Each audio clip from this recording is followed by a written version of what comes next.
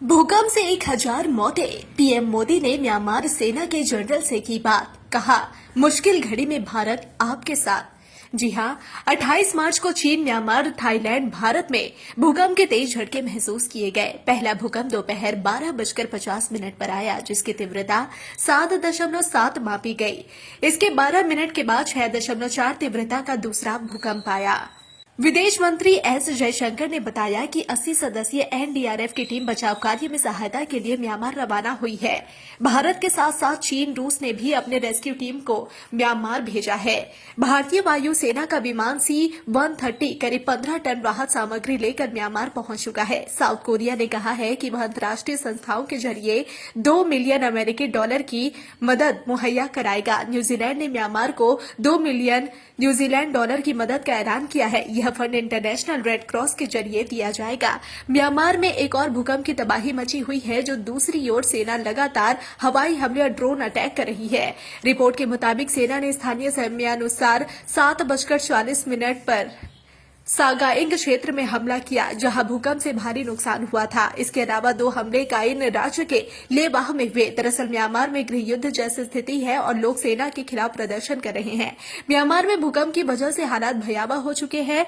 PM Modi ने Myanmar के सेना प्रमुख से फोन पर बात कर संवेदनाएं जताई है। पीएम मोदी ने एक्स पर लिखा कि एक करीबी मित्र और पड़ोसी के रूप में भारत इस कठिन समय में म्यांमार के लोगों के साथ एकजुटता से खड़ा है। ऑपरेशन ब्रह्मा के तहत आपदा राहत सामग्री, मानवीय सहायता, खोज और बचाव दल को प्रभावित क्षेत्रों में तेजी से भेजा जा रहा है।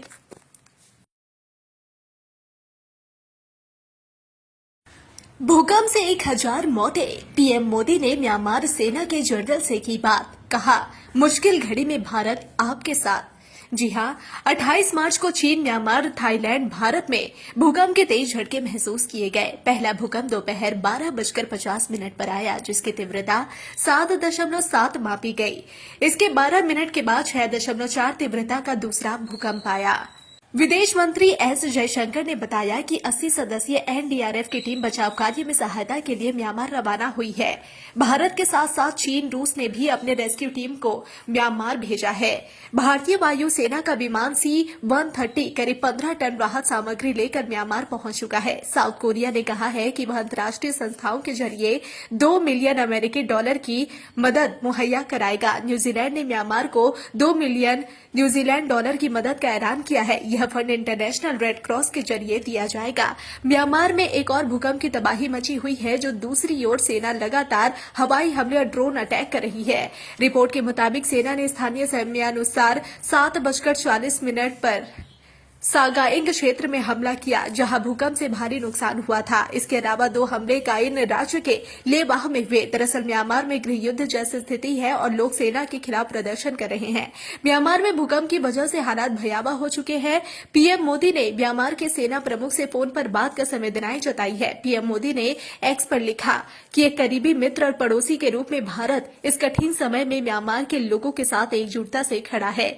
ऑपरेशन ब्रह्मा के तहत आपदा राहत सामग्री, मानवीय सहायता, खोज और बचाव दल को प्रभावित क्षेत्रों में तेजी से भेजा जा रहा है।